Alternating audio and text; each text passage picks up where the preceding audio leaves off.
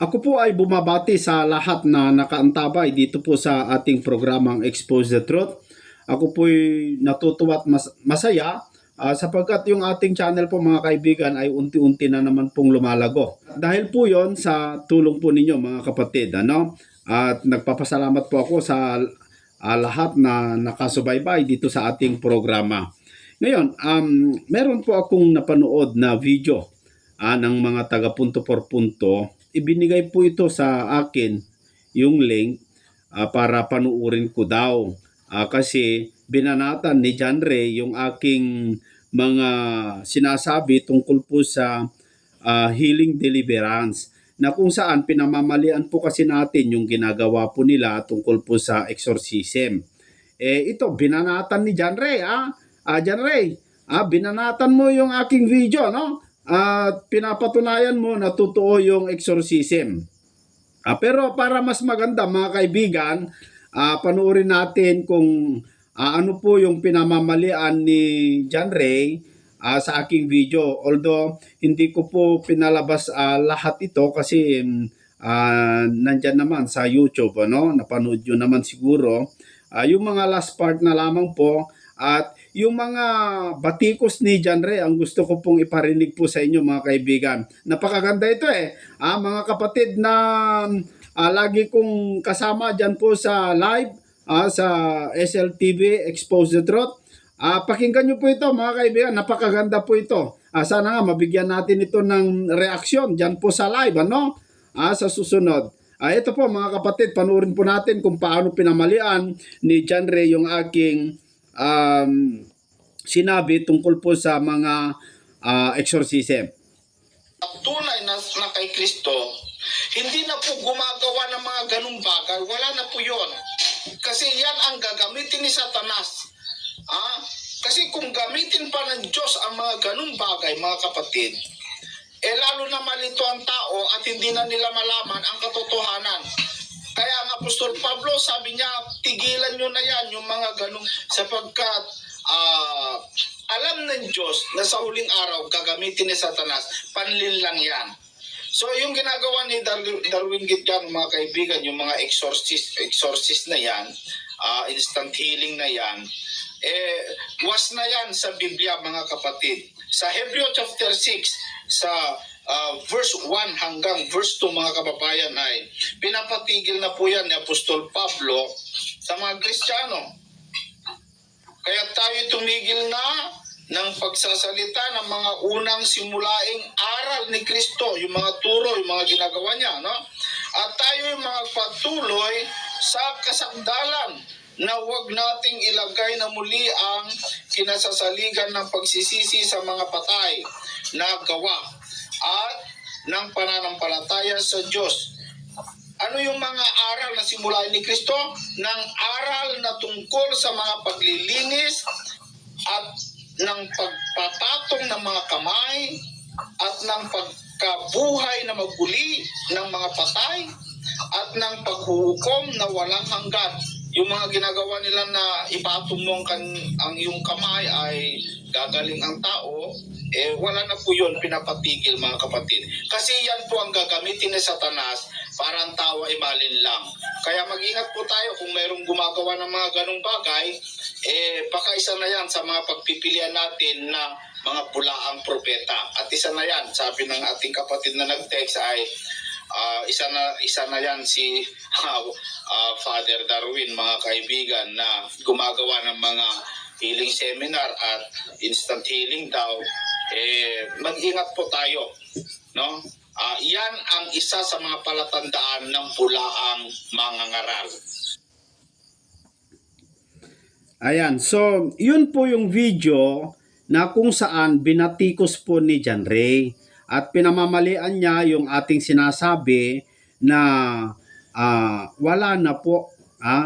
Pinatigil po ni Pablo yung pagpapatong-patong ng mga kamay, yung pagkabuhay na maguli sa mga patay, tulad yung ginagawa ni Kristo noon na nagpabuhay sa mga patay, pati si Pablo nga pagpabuhay ng mga patay no?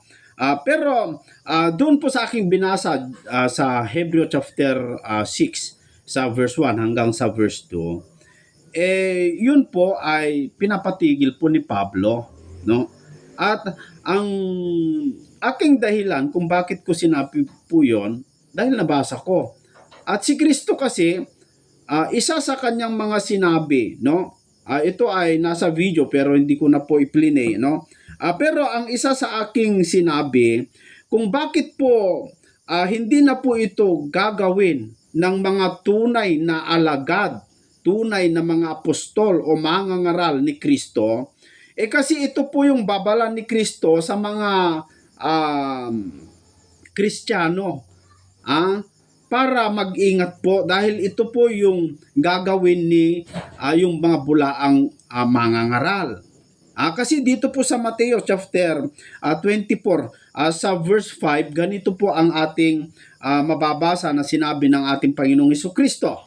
Sapagkat marami ang magsisiparito, sabi ni Kristo, sa aking pangalan. Bakit? Na mangagsasabi ako ang Kristo at ililigaw ang marami. Alam nyo mga kaibigan, marami po ang darating at ililigaw ang marami. At ang isa sa kanilang gagawin, mga kapatid, ay gagawa ng mga kababalaghan. Sa verse 11, ganito ang sinasabi, at magsibangon ang maraming bulaang propeta at kanilang ililigaw ang marami. Ano gagawin nila? Gagawa sila ng kababalaghan. Tutulungan ng demonyo, mga kaibigan. Doon po sa Revelation chapter 13, binasa ko po yun, no? At isa sa mga babatikusin ni John Ray. Pero alam niyo mga kapatid, sino po ba ang kausap ni Kristo dito sa Matthew chapter 24? Yung mga alagad ang kausap niya. Pero para sa kanino yung sinasabi niya na mag-ingat? Mga apostol ba? Mga kaibigan? Kasi kung yung mga apostol, kilala naman nila ni si Kristo. Nakita nga nila personal Kausap nga nila kasama nilang kumakain. No? Bakit sinabi ni Kristo na mag-ingat kayo? Kasi maraming siparito sa aking pangalan at magsasabi sila ang Kristo. Ibig sabihin, hindi para sa mga apostol ito. Para ito sa mga generation na maging Kristiyano. Kasi yung mga apostol, kilala nila ni si Kristo Pero ito, sinasabi ni Kristo sa mga alagad, pero ang pinapatungkulan dito, yung mga Kristiyanong susunod, yung hindi pa nakakita kay Kristo, hindi nakakakilala kay Kristo. Sinabi ito ni Kristo sa mga alagad para po maiparating nila sa magiging Kristiyano para makapag-ingat po sila. Pero pinamamalian po ni John Ray ito, mga kababayan. Kasi ang gagawin po ni Satanas, yung mga bulaang Kristo, bulaang propeta, gagawa ng kababalaghan. Gagawa ng kababalaghan. Isa yan sa palatandaan para makilala mo kung sino yung bulaang propeta. Tapos yun pa ang gagawin ng mga alagad ni Kristo.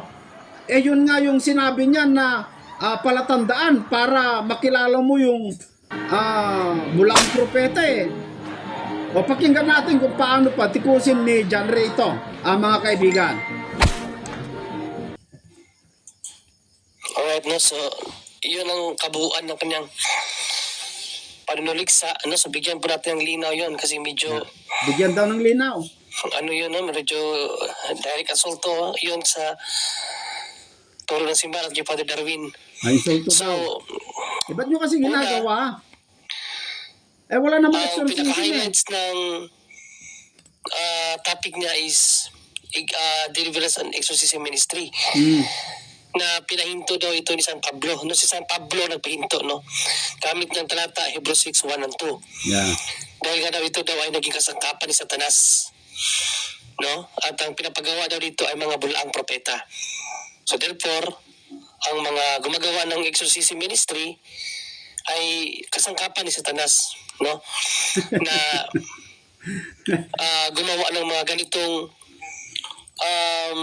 kababalaghan Ah, sa huling araw. may turo No? ba At Espiritu? sabi pa niya, nung unang panahon ng mga apostol lang, no? Kasi sa panahon nila daw, pinahintulutan pa yon. Pero sa mga huling araw daw, wala na yon. Yeah. So ang pagkaunawa niya sa mga huling araw, yung panahon natin. Ito muna ang i-resolve natin, itong huling araw. Ano ba itong huling araw when it comes to biblical language? Yeah. Mga kapatid, kasi kung sasabihin niya, pinahinto ni San Pablo sa huling araw kasi gagamitin niya ni Satanas, ang lalabas niyan, nung gumawa ang mga apostol ng mga ganitong gawain, hindi pala sa Diyos yung ginagawa nila.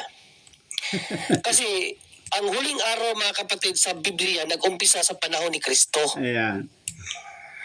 Yan po ang huling araw sa Bible. Hindi po nangangahulugan ang huling araw, last days talaga. In the beginning of Christ era Kaya or mo ministry, Sige. yan na po ang huling araw. Ah, So doon nag-uumpisa ang huling araw. tama. Kung sasakyan natin ang argumento ni Isel TV na sa mga huling araw hindi na yan pinapagawa, abay, kukontra yan sa gawain ng mga apostol. Kasi part sila sa huling araw. Basahin muna natin ang talata, no? Ayan. Kung saan ang huling araw po nag-umpisa yan sa panahon ng ating Panginoong Hesukristo. Hindi po sa panahon natin, no? Dito natin makikita na hindi nga talaga alam ang biblical language, mga kapatid. Sandali, John Ray. Wala akong sinabi na ang panahon natin ang huling araw at wala akong sinabi na hindi huling araw yung panahon ng mga apostol. Ikaw lang nagpakahulugan yan. Alam ko yan, John Ray. Alam ko yan. Nasa gawa pa yan eh. Alam ko yung babasahin mo eh. Kaibigan John Ray. Alam ko, nag-umpisa ang huling araw noong bumaba ang Espiritu Santo sa mga apostol ayon sa hula ni Propeta Joel. Nangyari yan doon po sa araw ng Pentecostes mga kaibigan. Alam ko na huling araw na. Pero ang pinapatungkulan ni Kristo doon ay yung mga Kristiyano na hindi pa nakakakilala sa Kanya. Kapatid na John Ray. Tuloy natin. Maganda ito eh. Mga Hebrews 1:1 and 2, no? Ayan. Ito po ang ating mababasa patungkol po sa huling araw, mga kapatid. Kaya mo yan. Basahin natin ito.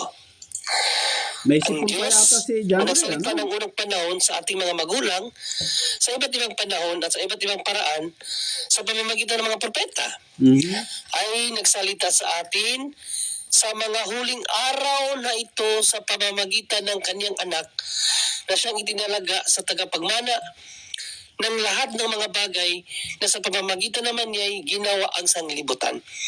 So kailan nag-umpisa ang huling araw? Sa panahon pa lamang po ng ating Panginoong Hesukristo, mga kapatid, yan po ang simulain ng huling araw.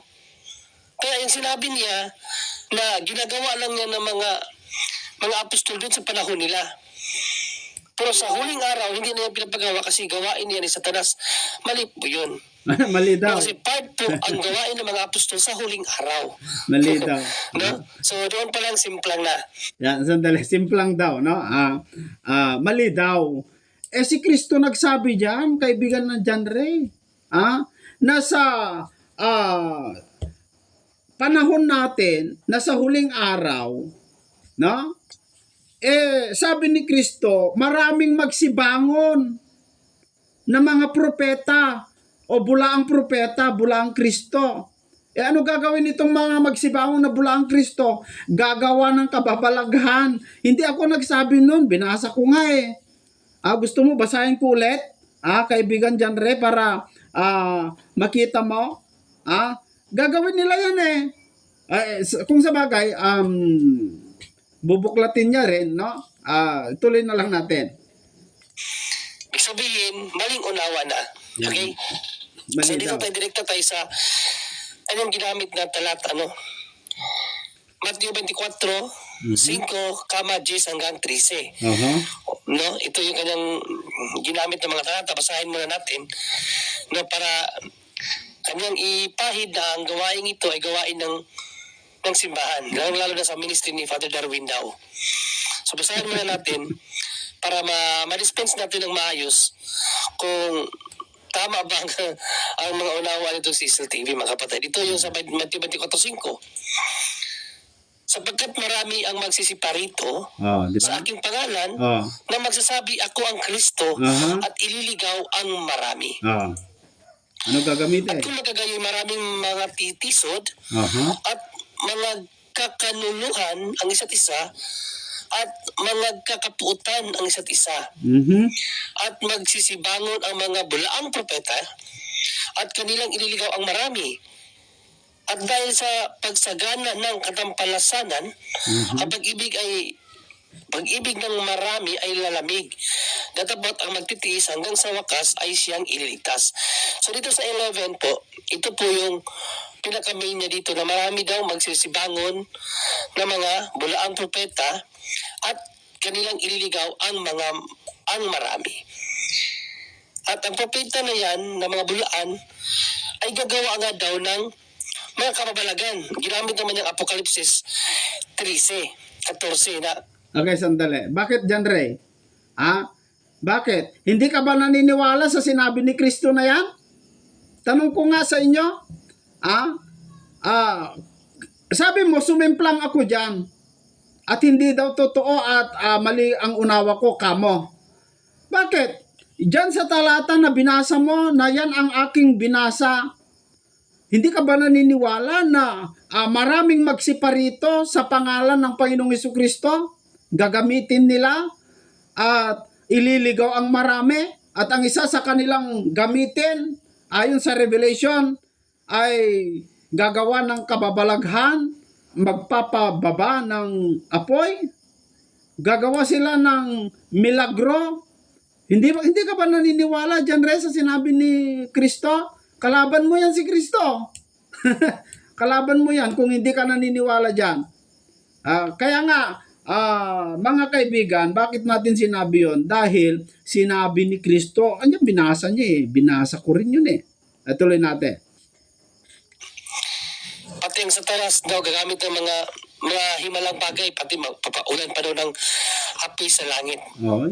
Sinabi sa At talata. yun nga, Hindi ako nagsabi nga. isinali na niya ang Ministry of Exorcism na turo ng simbahan. Dahil pinapahinto na daw yan ni St. Paul. Teka. Si San Pablo daw Hindi yung exorcism ang pinapahinto. Kasi walang aral ng mga totoong Kristiyano na exorcism. Pare lang ang gumagawa niyan. Mga paganismo. Walang ginawa. Magbasa ka dyan, Ray.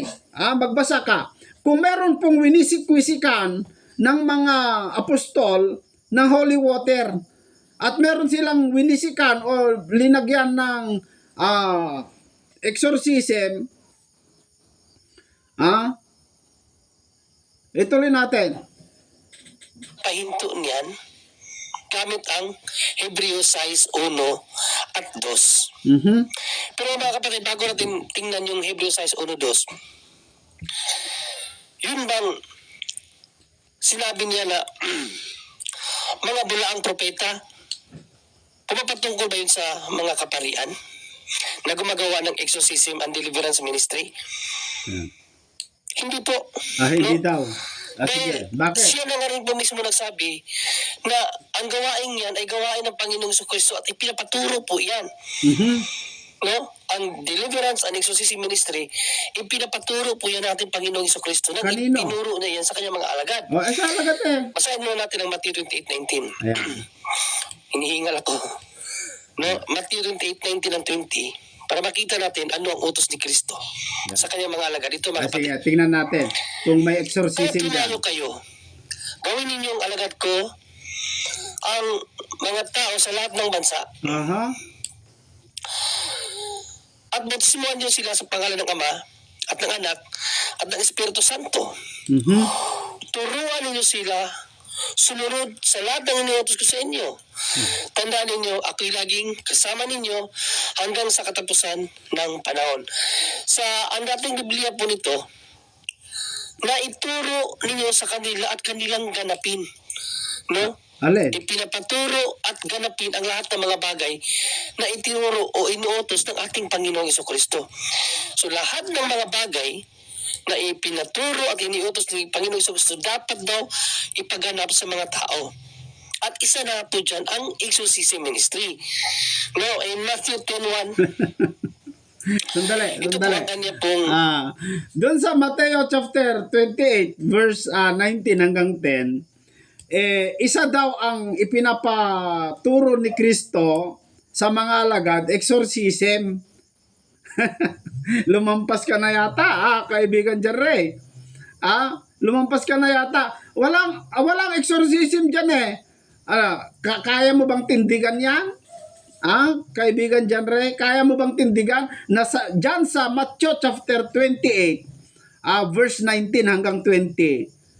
Kaya mo bang tindigan na may exorcism diyan? Sige nga. Kahit ulit-ulitin mong basahin yan, walang exorcism diyan. Pati yung isusunod mong basahin doon po sa Mateo chapter 10. Sige, ituloy natin. ibinigay na turo sa kanyang mga alagad. No, basahin natin. Sige. Hinihingal Tinipon pa. ni Jesus ang 12 alagad at binigyan sila ng kapangyarihang magpalayas ng masasamang espiritu at magpagaling ng lahat ng uri ng sakit at karamdaman. So turo po yan ng Panginoong Jesucristo sa mga alagad na ipinapaturo din sa lahat ng mga tao at ganapin. Hindi po pwede na hanggang sa panahon lang ng mga apostol, mali po yun. Kasi pinapaturo sa lahat ng tao eh. At ganapin. Ganapin. Diba napakalinaw naman? Kaya nga sa Lucas 10:17 to 20, dito na nag-start na ang mga disciples of Christ dahil ang mga demonyo sumusunod sa kanila. No, basahin natin. Ito natin mababasa.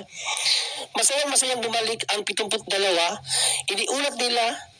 Iniulat nila, Panginoon, kahit po ang mga demonyo ay napapasunod namin dahil sa kapangyarihan ng inyong pangalan.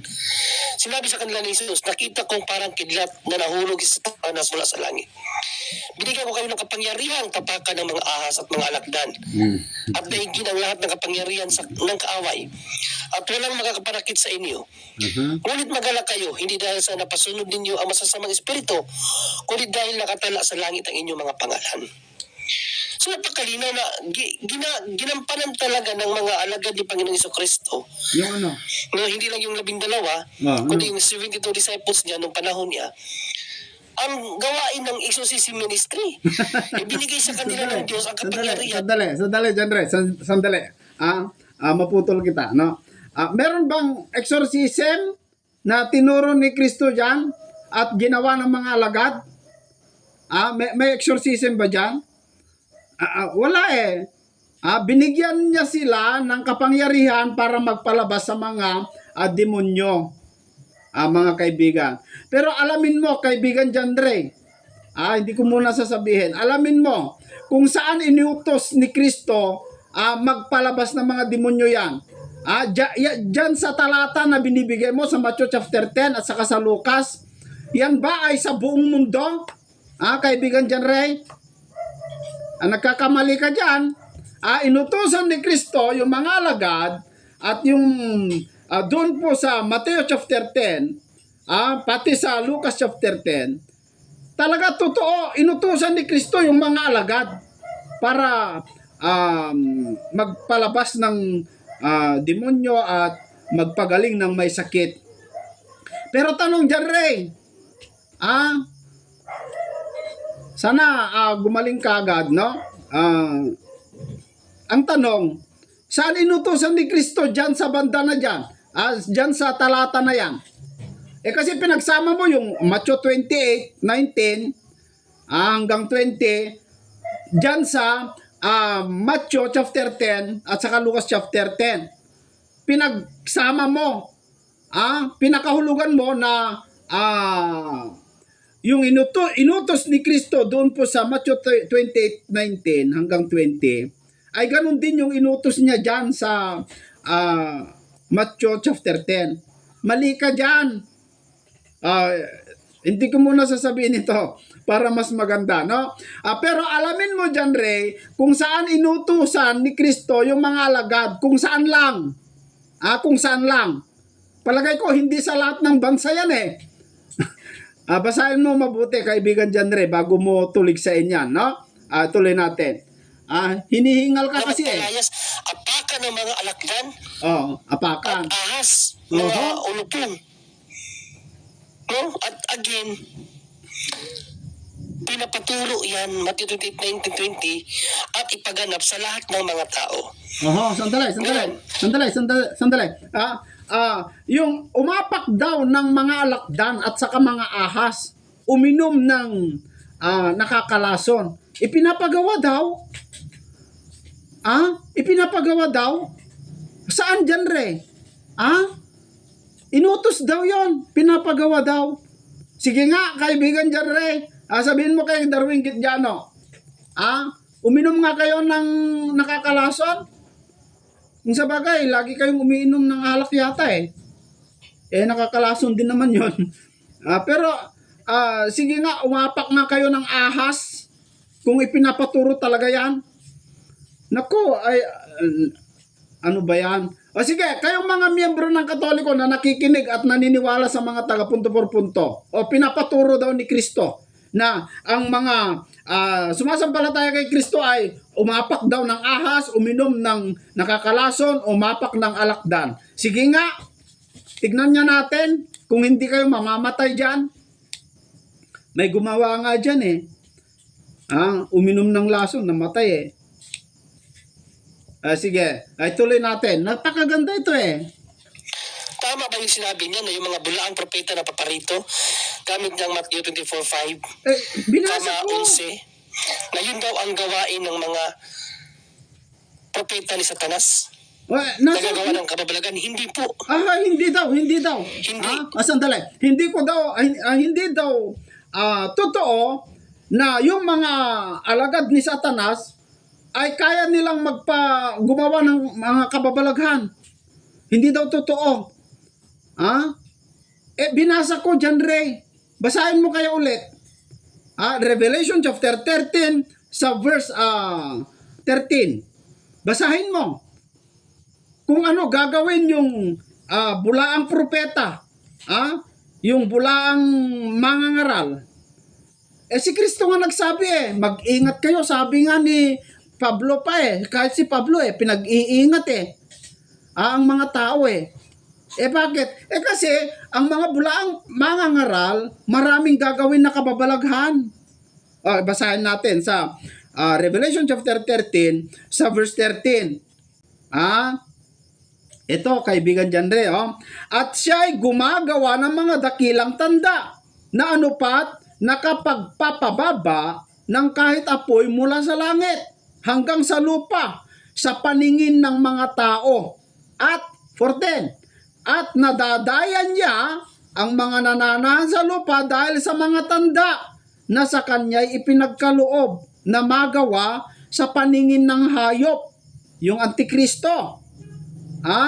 Na sinasabi sa mga nananahan sa lupa na dapat silang gumawa ng isang larawan ng hayop na mayroon ng sugat, ng tabak at nabuhay. Kita mo?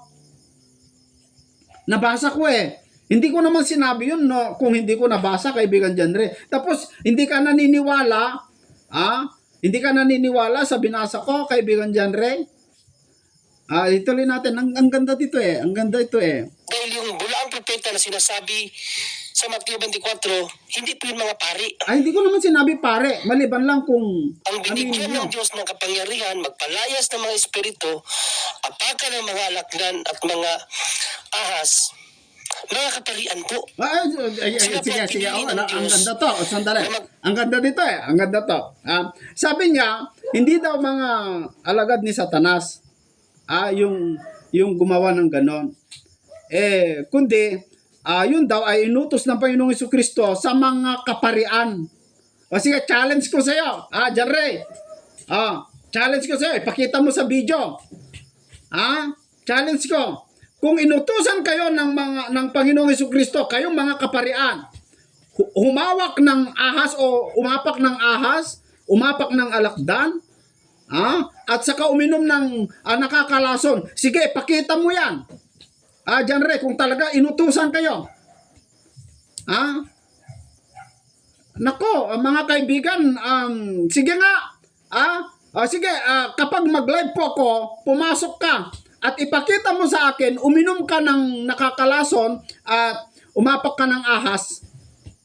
Kung talaga inutos sa kaparian yan, tignan ko kung hindi ka manigas yan. Kaibigan John Ray. Nandun ka Sa kahangahangang gawain ng Diyos. No, in 1 Peter 2:9, Ayan. Bumasa. 1 Peter 2:9, basahin natin ang 1 Peter 2:9. Mga pari po ang binigyan ng ganang kapangyarihan, hindi po mga bulaang propeta, mga kapatid. Ito, bababasa natin sa 1 Peter 2:9. Pare daw ang Ngunit binigyan kayo ng ay isang lahing kapangyarihan. pinili, mga mahaligang pari, isang bansang hinirang, Sige. bayang pag-aari ng Diyos. Pinili upang magpahayag ng mga kahangahangang ginawa niya. Yun. Siya ang tumawag sa inyo mula sa kadiliman patungo sa kanyang kahangahangang kaliwanagan. Ano daw mga pari? Pinili upang magpahayag. Magpahayag, kapatid na John Ray. Magpahayag. Ano ibig sabihin? Ipahayag nila yung mga ginawa ni Kristo. Iba yung pagkaunawa ni kaibigan John Ray. Yung magpahayag pala ay binigyan ng kapangyarihan ng mga apostol para umapak ng mga alakdan at ahas. Wala naman nakalagay dyan, kundi ang nakalagay dyan, mga kaibigan, ang nakalagay dyan ay para ipahayag nila, yung mga alagad, para ipahayag nila yung mga kamangha-mangha na ginawa ng Panginoong Jesucristo. Pero ang pakahulugan ni John Ray, dyan sa talata na yan, binigyan daw ni Kristo itong mga alagad para magpalabas ng demonyo at umapak ng mga alakdan. At ito daw ay binilin, inutos sa mga kaparian. Sige, maganda ito sige nga. Si Darwin Gitgano ay gumagamot, kaibigan John Ray, gumagamot ng mga sakit kanyo, no? Sige nga, kaibigan John Ray, yung hinihingal ka parang may asma si kaibigan John Ray, no? Magpa-exorcist ka kaya kay Darwin Gitgano. Huwag kang magpagamot sa doktor, kaibigan John Ray. Magpa-exorcist ka na lang kay Darwin Gitgano at uminom kayo ng nakakalason. Tignan natin kung hindi kayo manigas diyan. Sige, tuloy natin. Na mga kahangahangang ginawa niya. Isa na nga dyan ang exorcism ministry ng ating Panginoong Jesucristo. Exorcism daw. Ano bang pangako ng Panginoong Jesucristo sa mga alaga doon sa Juan 14? Ano? No? Mas higit pa ang magagawa niyo kaysa ginawa ko. So, mas mag-i-extend pa yung gawain ng mga apostol, mga alagad niya, sa exorcism kaysa ating Panginoong Jesucristo. Kasi sa Panginoong Jesucristo, limitado lang sa Jerusalem. Pero sa mga apostol niya, mga alagad niya, buong mundo. Buong mundo daw. No? Kaya, maling dispensation po yun. Kasi, ang sa kanya, yung mga bulang propeta na gagawa ng mga himala, mga pari. No, hindi. Hindi. Yung mga bulang propeta, gagawa din ng mga himala yun. Matthew 7:21. Pero hindi sila kilala ng Diyos. Yun ang mga bulang propeta. Yung mga pare nga No? Ang mga pari, binigyan talaga sila ng kapangyarihan ng Diyos para magpalayas ng masasamang espiritu. At huwag mo sabihin Isil TV na sa panahon lang yun ng mga apostol. Kasi according kay San Pablo, in Hebrews 13:8, ito ang kanyang wika. Si Jesucristo ay siya rin kahapon, ngayon at magpakailanman. Ibig sabihin, hindi nagbabago ang ating Panginoong Jesucristo. Basahin natin ito sa ibang version. Wala naman tutol na Ang ating Panginoong Kristo, hindi walang nagbabago si pagbabago Kristo eh. Ah? No? Kung sino si Yesu Kristo noon ay siya rin ngayon at magpakailanman. So wala nga pagbabago siya. So bakit mo babaguhin ang aral ng Panginoong Yesu Kristo patungkol sa pagpapalayas ng mga bulaan, ang mga masasamang espiritu sa mga tao kung hindi siya nagbabago? Sa iyo pala Isel TV, sa turo ni Soriano, ang Kristo nagbago na. Kung dati, binigyan niya ng kapangyarihan ng mga apostol niya, mga alagad niya magpalayas ng masasamang espiritu. Ngayon pala, nagbago na si Kristo. Hindi na niya pinapahintulutan. Kalukuhan yan. Kalukuhan yan. No? At sabi niya, pinapahinto daw ni San Pablo. Si San Pablo daw, ang ginamit ni Panginoong Kristo na magpahinto. Are you sure? Saan mo nakita sa talata? No? Binasa mo Na nga eh. inutusan ni Panginoong Kristo sa Pablo na ipahinto ang exorcism and deliverance ministry. Wala yan sa Bible. Mali lang ang pagkaintindi mo rin sa Hebrews 6:1 and 2. Ano? No? Ano? At kung pakikinggan natin si Cecil TV, aba mas maniwala tayo sa ating Panginoong Kristo mismo, mga kapatid. No, dahil in John 13:16, ito ang kanyang bilin sa kanyang mga alagad. Bilin niya ito sa kanyang mga alagad. Pagkatandaan ninyo, ang alipin ay hindi nakakahigit sa kanyang Panginoon ni ang nagsugo o kaysa nagsugo sa kanya. Hindi pwedeng humigit si Pablo sa ating Panginoong Kristo. Kung ang utos ni Kristo, turuan ang lahat ng mga tao sa mga aral ko sa inyo at ganapin. Kasama na rin ang exorcism and deliverance ministry. Diba, in Luke 10:17-20, nag-exercise na sila, napapalayas sila ng mga masasamang espiritu. Turo na ni Kristo yun. Tapos sabihin mo sa TV na itinuro ni San Pablo yun, na pinahinto yun ni San Pablo, higit pa ba siya kay Kristo? Binasa ko nga eh. Walang ganong talata sa TV. Walang ganon? So, tingnan natin itong kanong talata na ginamit. Sige. Hebrews 6:1-2. Ano ba tama ba pagkaintindi niya dito? Mga kapatid, 6:1 and 2, no? Ito ang ating mababasa. Kaya tayo tumigil na ng pagsasalita ng mga unang simulain ng aral ni Kristo. So, may unang simulain sa aral ni Kristo na pinatitigil daw. Hindi. At tayo Hindi daw. patuloy sa kasakdalan. Sige. Huwag nating ilagay na muli ang kinasaligan ng pagsisisi sa mga patay na gawa at ng pananampalataya sa Diyos. Ng aral na tungkol sa paglilinis at pagpapatong ng mga kamay at ng pagkabuhay na magmuli ng mga patay at ng paghuhukom na walang hanggan. So dito, pagbasa niya dito sa pagpapatong ng mga kamay, nagpakita pa siya ng picture ng Santo Papa natin na nagpatong ng kamay sa isang tao, no? Pandilin lang talaga, no? Grabe talaga magmanupila ito si Cecil TV sa kanyang mga viewers, mga kapatid. Sige. Pero mga kapatid, tama ba ang unawa ni Cecil TV na yun ay antibayan na pinahinto ni St. Paul ang exorcism and ministry? Hindi po, dahil una, wala pong sinabi doon na ipinatitigil ang exorcism and ministry. Sandali. Wala po tayo nabasa doon. Okay, sandali. Kayo'y tumigil na, sabi eh. Sabi sa talata eh. Pero wala daw, no? Pero sige, tanggapin natin kung wala. Ibig mong sabihin, kaibigan Janre, sa talata na yan, ay nagpapatuloy pa yung mga ginagawa, yung mga ginawa ni Kristo noon na nagpapagaling sa mga may sakit at nagpapalayas ng mga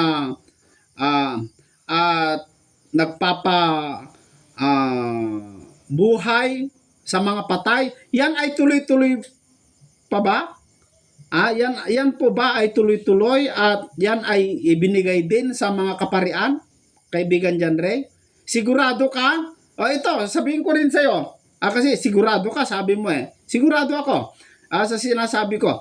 Pero ikaw, sigurado ka ba na talagang tuloy-tuloy pati yung pagpabuhay sa mga patay? At yan ay ibinigay sa inyong mga kaparian? Yung mga aral ni Kristo na ganon na magpatong sa kamay ng mga tao at yung tao na namatay ay mabuhay, yung tao na may sakit, putol ang kamay ay madugtong. Sigurado ka ba dyan, Ray? Hindi ka ba kinikilabutan dyan? Yung asma mo, kapatid. Bakit di ka magpa-exorcism kay Darwin Gitgano? At saka ito mga kaibigan, sinungaling ang ganyang aral mga kapatid. Bakit nyo sinasabing wala na yon? Kasi hindi po tayo naniniwala na hanggang ngayon ay gawain pa ng mga tunay na alagad ni Kristo yung magpabuhay ng mga patay.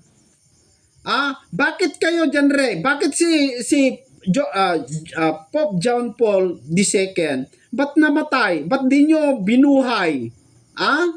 Ba't di nyo binuhay? Papa yun Bakit? Bakit kapag may mamatay na pare, ba't hindi nyo buhayin? Kung naging tuloy-tuloy yan. Kaibigan dyan sana umabot sa iyo ito. Pinamamalian mo yung sinasabi ko na yung mga alagad ni Kristo ay hindi na po nila gagawin yung magpagungar ng mga patay. Dahil isa yan sa gagawin ng mga demonyo. Pero pinapamalian mo at kayong mga kaparian, binigyan ng kapangyarihan na ganon. Tanong ko, bakit may namamatay na pare? Ba't hindi nyo buhayin? Ba't hindi kayo lahat ay nakapagpapalabas ng demonyo?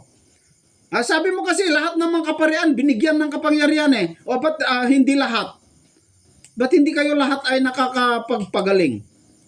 Kung totoong meron kayong napagaling, tanungin nyo kay Alvin Gitamundo kung meron talaga. Ito mga kababayan, hindi po ito paninira, hindi po ito tayo kasi realidad lamang po ang ating sinasabi. Hindi na po gawain ng mga alagad ni Kristo yung tunay maliban lang yung mga hindi tunay, pagaling sila ng may sakit yung hindi tunay. Kasi yan nga ang gagawin ng mga bulaang mangangaral pero yung tunay na alagad ni Kristo, hindi na po yun gagawin. Ano kay Kristo kung mamatay ang tao? Kahit na mamatay ang alagad ni Kristo, wala naman ano kay Kristo yon? Kasi si Kristo, ang sino mang sumampalataya kay Kristo ay mabubuhay muli. Kasi si Kristo ang pagkabuhay na magmuli. Kaya baliwala kay Kristo kung mamamatay man ang kanyang mga alagad. Pero nasa iyo pa rin yung kapangyarihan na yon. Sige nga, John Ray. Magpakita nga kayo.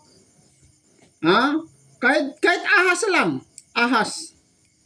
Huwag yung alaga Baka alaga naman yung tirahin mo para malilang ng tao, no? Aapak kayo ng ahas.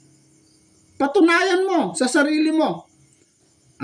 Kaibigan dyan mali daw tayo kasi wala daw sinabi sa talata na pinapatigil ni Apostol Pablo yung mga sinaunang aral ni Kristo. Basahin nga natin sa Hebreo na binasa niya. Kung binasa niya, di basahin natin ulit.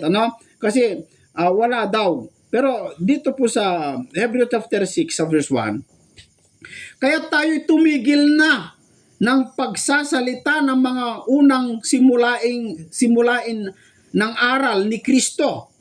At tayo'y mga patuloy sa kasakdalan na wag nating ilagay na muli ang kinasasaligan ng pagsisisi sa mga patay na gawa at ng pananampalataya sa Diyos. Ng aral na tungkol sa mga paglilinis. Ano pa? At ng pagpapatong ng mga kamay. At ng pagkabuhay na maguli ng mga patay. At ng paghuhukom na walang hanggan. Wala ka bang narinig, kapatid na dyan, Ray? Kung ano yung pinapatigil ni Pablo dyan? Na simulaing aral ni Kristo. Di ba isa yung pagpapatong ng mga kamay? At isa din yung ginagawa niya noon na pagbubuhay ng mga patay. Ginawa kasi ni Kristo yun Si Lazaro at saka yung binata. Nagpabuhay kasi sila ng mga patay nagtuloy-tuloy yun. Ba't may namamatay na pare? Ba't di nyo buhayin? kaibigan John Ray. Nako, mapalabas lang. Yung mga hindi nagbabasa ng Biblia, madali kayong matangay ang mga ito, mga kababayan. Pero sana po ay magbasa po kayo ng Biblia. Wag sa pare, wala kayong ano diyan. No, hindi lang niya talaga naunawaan ng talata. Pero ako ipapaunawa ko. Sige. Ang Hebrew 6, bago naging Hebrew 6, meron pang Hebrew 5. Sige. Nung isinulat yan ni Apostol Pablo, wala naman mga chapter and verse yan eh. Sige. Continuous ang pagsusulat niyan ni St. Paul. Simbahan na naman ang naglagay ng mga chapter and verse. Ba't yung kasi nilagyan? No? So para maunawaan natin ang pinapahiwatig ni St. Paul, basahin natin ang mga unang sinabi niya para maunawaan natin itong Hebrew 6. Mga kapatid, tandaan natin palagi ang turo ng simbahan. Pag nagbabasa ng Bible na hindi maunawaan, gamitin ang 4 basic rules. 4 basic rules. Ano yun? Sino nagsabi? Kanino to sinabi? Bakit to sinabi at ano yung tradition kung bakit yan ay sinabi? Basic po yan para maunawaan mo. Sige. Hindi yung pagbasa mo, interpret ka kaagad. Kaya tuloy, ang lumabas, pinahinto na ni San Pablo ang Exorcism Ministry. Dahil may nakasulat dito na kaya tayo tumigil na ng pagsasalita ng mga unang simulain ng aral ni Kristo. Pinapahinto na pala ang Exorcism Ministry. Wala naman sinabi dyan na pinahinto ni San Pablo ang Exorcism Ministry. Kasi hindi lang natin naunawaan ang talata. Sige, paunawa mo. Diba? Wala namang sinabi doon. Siya lang ang naglagay ng hindi. ng interpretasyon na pinatigil ni St. Paul ang Exorcism and Ministry. Basahin mo natin ang 5:11, mga kapatid. At basahin natin sa magandang balita Biblia para maganda ang salin. Sige, maganda daw ang salin. Hebrews 5:11 5:11. up to 14. Para makuha natin ang konteksto, mga kapatid. Ito ang sinabi ni St. Paul. Tungkol sa kanya, marami kaming sasabihin. Basahin sa magandang balita Biblia. No? Sa magandang balita Biblia, ayaw niya yung... marami pa kaming masasabi tungkol sa bagay na ito. Ngunit mahirap ipaliwanag sa inyo sapagkat napakabagal ninyong umunawa. So ang sinabihan niya pala nito, mga Hebrews, na mabagal magka-catch up sa aral ni Kristo. Okay? So ito yung ito yung clue. No clue na bakit sinabi ni St. Paul sa 6:1. So yung pinapag-aralan nila ng mga Hebrews, napakabagal umunawa. Dapat sanay mga tagapagturo na kayo. So instead na sila ay tagapagturo na rin, subalit hanggang ngayon kailangan pa kayong turuan ng mga panimulang aralin ng salita ng Diyos. So paulit-ulit na lang silang pinatupan na tinuturuan ng mga apostol. No?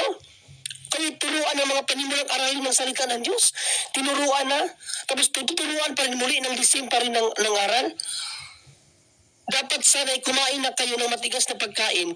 Ngunit hanggang ngayon, gatas pa lamang ang inyong kaya. Ang sanggol pa ay nabubuhay sa gatas at wala pang karanasan tungkol sa mabuti at masama. Ang matigas na pagkain ay para sa may sapat na gulang at dahil sa pagsasanay ay marunong nang kumilala ng pagkakaiba ng mabuti at masama. So yun palang dahilan. Kasi ang mga Hebrews people pala na tinuturuan nila doon, napakabagal. Imbis na tagapagturo na rin sana, para pabalik-balik na lang sila sa ituturo sa kung ano ang aral ni Kristo. Kaya sabi ni St. Paul dapat matitigas na yung kinakain nyo ngayon, hindi na gatas para kayong mga bata. So kailangan Pinapadidi, ang lalaki nyo na. Dapat matitigas na pagkain na so pinatigil ang kainin nyo. Kaya niya sinabi dito sa 6:1, mga kapatid, dahil mabagal. Pinapaulit-ulit yung aral ng ating Panginoong Jesucristo. Kaya sinabi ni St. Paul ito sa 6:1, kaya tayo tumigil na ng pagsasalita ng mga unang simulain ng aral ni Kristo. Ibig sabihin, huwag lang paulit-ulit. Move on. Huwag daw paulit-ulit. Move on na. Move on. So, ano ibig mong sabihin? At ang panahon po na ito, kasi ito transition transition time ng aral ng mga Hudiyo sa aral ni Kristo. Ito po ang ito po ang diwa ng mga kapatid. Di ba? Iwanan na nila Tinuturo nila dapat. dito, ang alam nila na aral Hudyo. Mga Hebrews yan eh. Di So, ba? pinapaiwan. At ano yung aral ng mga Hudyo? Ito yung sa 6.2 na sinasabi ni Paul. Ito, na tungkol sa mga paglilinis at ng pagpapatong ng mga kamay at ng pagkabuhay na maguli ng mga patay at ng paghuhukom na walang hanggan. Di ba? Pinapaiwan niya. So, lito ang mga Hebrews people na tinuturuan nila sa aral ni Kristo kasi nga sa Kaya mo yan. Jewish dispensation kasi Ah. iba yung pamamaraan. Ah. Di ba yung paglilinis nila, pagtutuli, yung sa mga hayop, sa Panginoong Jesucristo, iba na, bautismo na. So yan ang point is simple dyan, na binautismuhan na kayo, pinatuhan na kayo ng kamay kasi iba din ang dispensation na pagpapatong ng kamay sa mga Hudyo sa pagpapatong ng kamay sa mga Kristiyano kasi pagpapatungan ka ng kamay sa mga Kristiyano pagpapari po yun. Pinapaiwan yun. Diba? O, At iba din ang view ng mga Hudyo sa muling pagkabuhay ng muli, sa muling pagkabuhay ng ating Panginoong Jesucristo. Paghahambing po yun ni St. Paul sa aral ng mga Hudyo at aral ng Kristiyano na itinuturo nila sa Hebrews na hindi mo unawaan kasi nalilito. Kaya sabi ni St. Paul, para kayong mga bata na gatas pa rin ang iniinom instead na matitigas na. Tinuruan na kayo, tuturuan pa rin uli. Sabi pinapaiwan, siya, di ba? muna tayo, wag na nating balik-balikan. Pinapatigil, di ba? Yung pinangaral na sa inyo. Pinapatigil. Yan po pwede simple doon.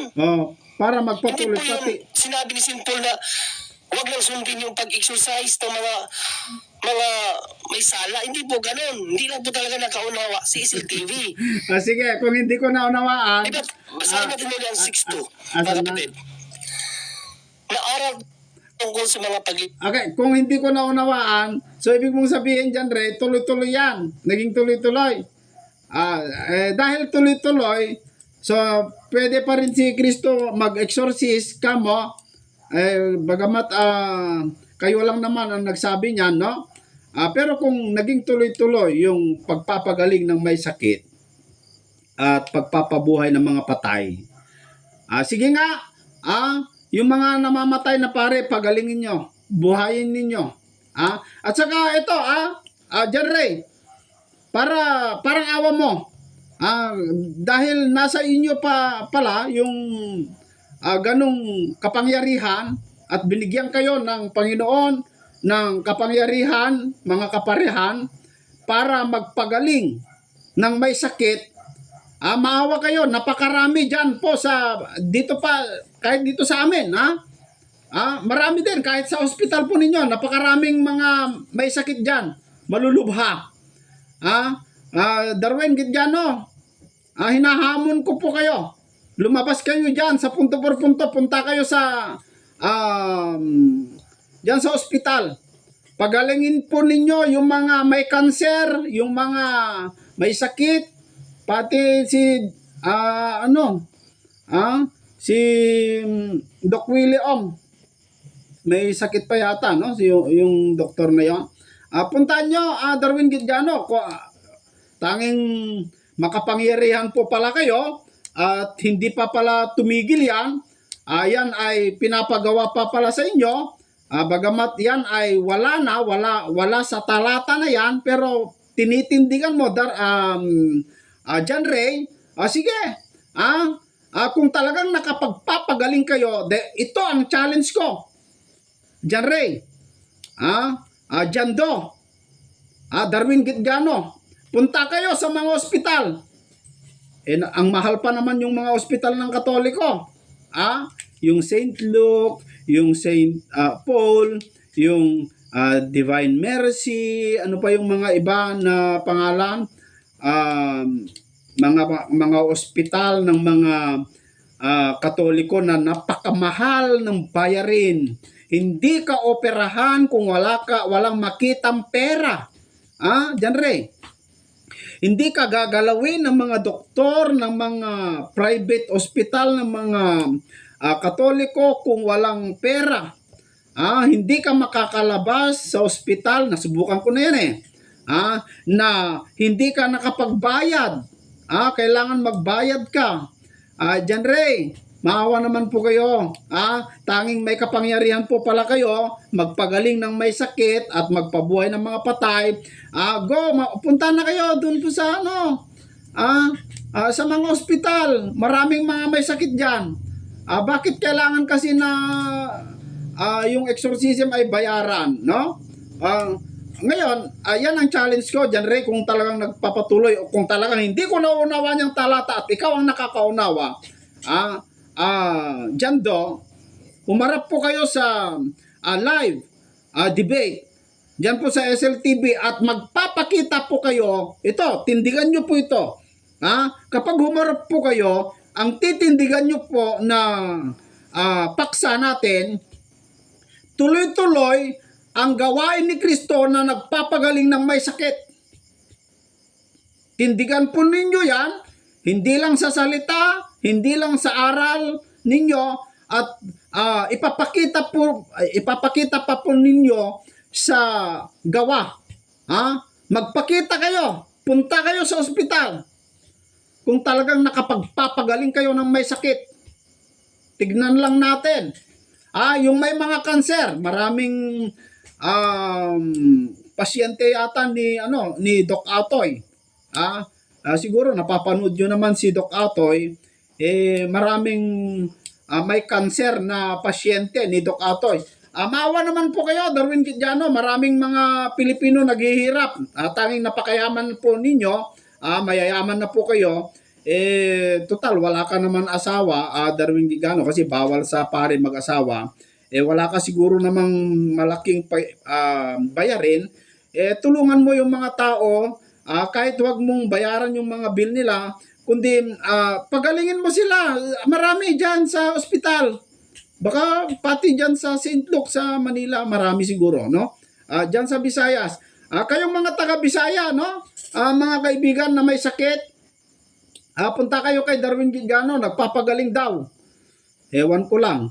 Kasi may nagko-comment dito sa akin, kababayan daw ni Darwin Gidiano ay wala. Wag na lang, no? Mga kapatid. So, yan ang sabi ni John Ray. Ano pa yung kwan? Meron pa ba? Tuloy natin. Linis at pagpapatol ng mga kamay at pagkabuhay na maguli ng mga patay at ng paghuhukom na walang hanggan. Kung sasabihin ni SLTV na pinahinto to, bakit sinabi niya sa stress at ating gagawin ito? O bakit gagawin nila? Kung ipahihintulot ng Diyos, kung pinahinto pala, bakit gagawin nila? Anong gagawin? Ibig sabihin, ang sa aral ni Kristo. Ang aral ni Kristo na ang susundin nila dapat. Hindi yung sa Jewish dispensation pa rin. Yung types na paglilinis, type ng pagpapatol ng kamay, kasi mayroon din pagpapatol sa mga Hebrew, type ng katulungan nila about sa muling pagkabuhay, at yung sa isa pa, paghuhukom ng walang hanggan. So, dapat kalimutan na yon para hindi sila malito. Kailangan mag-focus na sa turo ni Kristo, mga kapatid. Yan po ang paliwanag sa 6:1-2 ng Hebrews. Hindi po yun nangangahulugan na pinahinto ang exorcism ministry ng ating Panginoong Kristo ni San Pablo. Imposible po yun kasi ang sabi ni Panginoong Kristo, hindi makakahigit ang alipin sa kanyang Panginoon kaysa sinugo sa nagsugo sa kanya. Hindi pwedeng balitutin niya ni San Pablo. No, hindi pwede yan kasi sabi ni Panginoon Kristo sa Matthew 28:19, ituro ninyo ito sa lahat ng mga tao at kanilang ganapin. Pinapaganap yan, exorcism, sa lahat ng mga tao. Pinapaganap daw yung exorcism. Tingnan natin ang Doon sa Matthew explanation ni 28:19. Scott dyan sa 6:1-2 para hindi nyo masabi na ako lang sarili ko lang napaliwanag yun. Hindi po. Ayan, basahin nyo Tingin mga pa po ng kababayan. mga komentaris. Basahin nyo. Ito po lang sinabi ni Scott Tan. Ano? Sa 6:1-2. No? Basahin natin. A summary of Christian catechesis in a Jewish context. Kita nyo, transitioning. Transition. No, kasi mga Hebrews yun eh. Mga hindi yung tuturuan nila. It was necessary to explain. Okay, katikisim na yan, no? Pinamamalian ni John Ray na tayo po ay nagsasabi daw ng hindi totoo dahil wala daw mababasa sa Biblia na pinapatigil yung mga bagay na ginagawa o yung mga pagpagaling ng mga may sakit, wala daw po yun. Pero alam nyo mga kaibigan, kung kukunin mo ng pagkaunawa, lohika, no? Yung sinabi ni Kristo na maraming magsisi pa rito. Sabi niya kasi, mangag-ingat kayo, sabi niya. At huwag kayong mailigaw ni numan. Bakit? Kasi maraming magsisi pa rito, sabi niya, sa aking pangalan at ililigaw ang marami. At ang isa sa gagawin po nila para mailigaw ang marami ay magpapagaling po sila ng may sakit. Gagawa po sila ng milagro para ang mga tao ay malinlang, madaya, gagawa ng mga kababalaghan. Itong mga bulaang Kristo. At gayahin nila yung mga estilo o ginagawa ng mga apostol at ni Kristo. Kaya sabi niya, mag-ingat kayo. So ang isa sa mga palatandaan sa mga bulaang mangangaral ay gagawa ng mga kababalaghan. So kung mag-isip ka lang, kung may unawa ka lang dyan, Ray, kung hindi mo lang ito pipilipitin, kung meron ka lang unawa, total matalino po kayo, no? Mga theologian po kayo. Kung meron lamang po kayong unawa, kung ikaw si Kristo at sinabi mo yon sa mga alagad, para hindi malinlang ang mga tao, ang isa sa palatandaan ng demonyo ay magpalabas ng mga may sakit. Ipapagawa mo pa rin po ba yan sa mga alagad mo? Samantalang yan ang sinasabi mong palatandaan para ang tao ay malinlang ni Satanas, at isa yan sa gagawin ni Satanas, magpagaling ng may sakit. Kung mag-iisip lamang po kayo mga kababayan, ito, hindi naman po ito sa pilitan, pero kung mayroon po kayong unawa, buksan nyo lamang po yung pag-unawa po ninyo, makikita nyo yung katotohanan na sinasabi po natin dito po sa ating programa.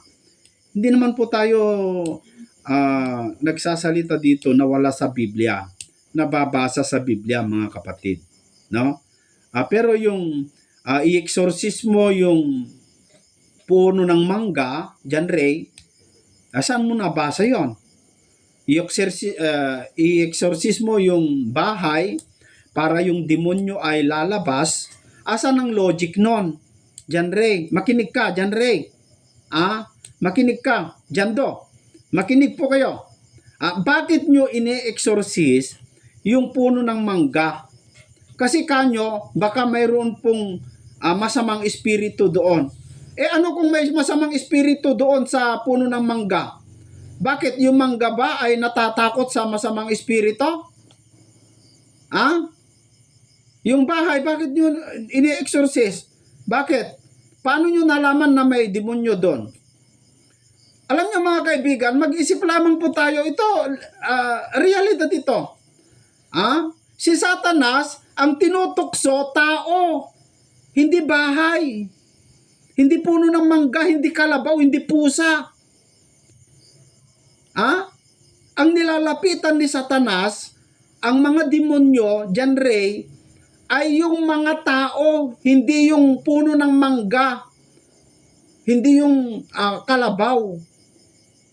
Ba't mo i-exorcise yung puno ng mangga? Baka may demonyo. Tao ang dinidemonyo.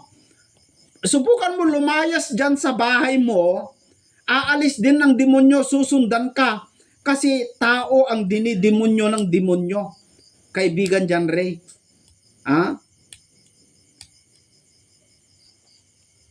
Wala yan sa nasa Biblia ba na dapat i-exorcise yung mga puno ng mangga? Mga kababayan? Saan ka nakakita na ang demonyo ay demonyohin yung mangga?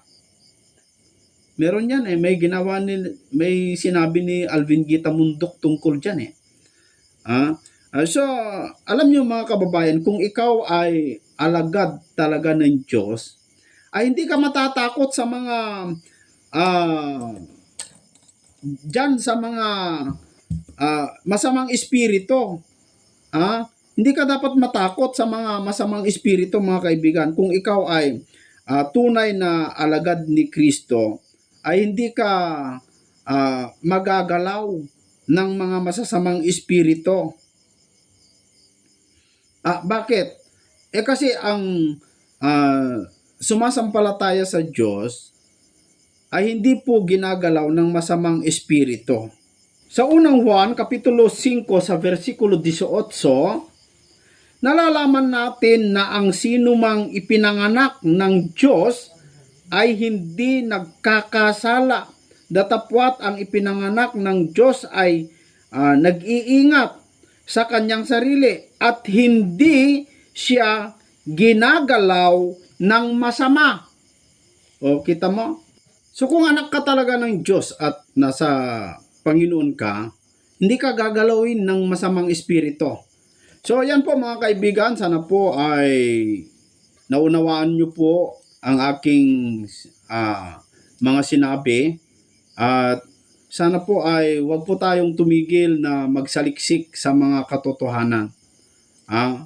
Magsaliksik po tayo mga kapatid kung ano po talaga ang nasa katotohanan. So hanggang dito na lamang po mga kaibigan, kita-kita po muli tayo sa programang Expose the Truth. Mag-subscribe po kayo mga kapatid kung hindi pa po kayo nakapag-subscribe.